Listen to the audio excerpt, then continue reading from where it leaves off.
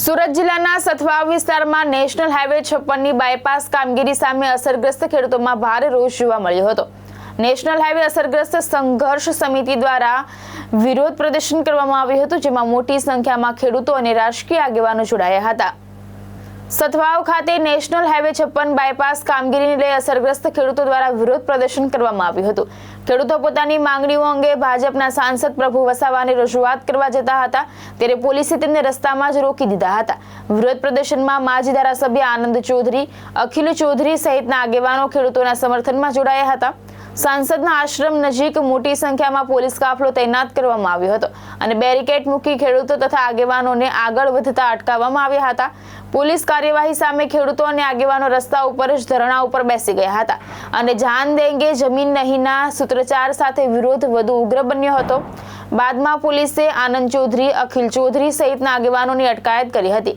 અટકાયત બાદ ગુસ્સે ભરાયેલા ટોળાએ હાઈવે ઉપર ચક્કાજામ કરતા ટ્રાફિક વ્યવસ્થા ખોરવાઈ ગઈ હતી। સ્થળ ઉપર પોલીસ અને ખેડૂતો વચ્ચે ઘર્ષણના દ્રશ્યો પણ સર્જાયા હતા। અખિલ ચૌધરી, હાઈવે નંબર 56 માં 4 જેટલા જે ગામો છે એ ગામોમાં બંધારણ અને બંધારણની આર્ટિકલ 244(1) નું ઉલ્લંઘન કરીને આ વિસ્તારમાંથી ગેરકાયદેસર રીતે રોડ કાઢવામાં આવી રહ્યો છે। આ વિસ્તારની જે ગ્રામ સભાઓ છે, આ વિસ્તારમાં એ ગ્રામ સભાઓએ એનો વિરોધ નોંધાવ્યો છે અગાઉ પણ, અને 12 જેટલા અન્ય ગામો પણ છે એની પણ જમીન સંપાદન થઈ રહી છે।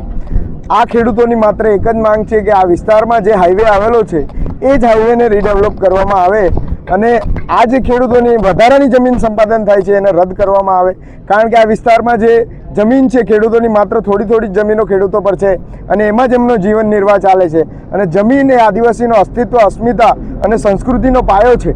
આ જમીન છીનવાઈ જશે તો આદિવાસીની અસ્તિત્વ, અસ્મિતા અને સંસ્કૃતિ એ ખતમ થઈ જશે। આ વિસ્તારમાં આદિવાસી પોતે આદિવાસી પણ રહેવાનો નથી જો જમીન છીનવાઈ જવાની છે।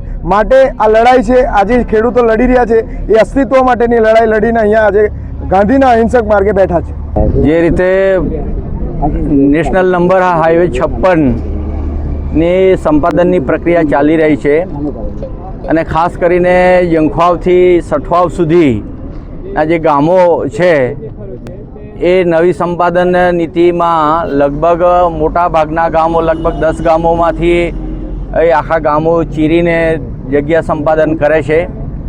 અહીંયા સઠવાવ, સરકુઈ, દડવાળા, પીપલવાળા, કાકડાપાર જેવા ગામોની નવી જગ્યા સંપાદન કરવાની છે। હાલ જે રસ્તો છે એને વાઇડનિંગ કરવા માટે કોઈનો પ્રતિકાર નથી અને કોઈનો વિરોધ પણ નથી।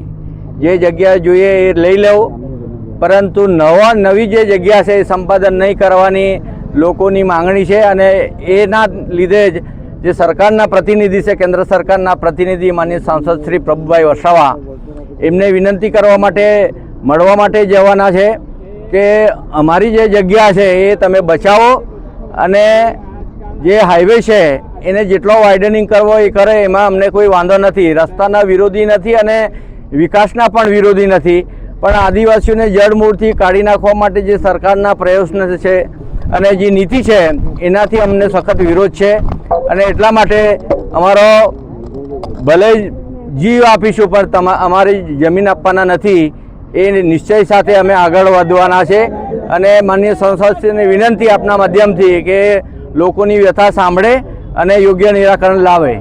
બ્યુરો રિપોર્ટ, દ્રષ્ટિકોણ ન્યૂઝ, સથવાવ, સુરત।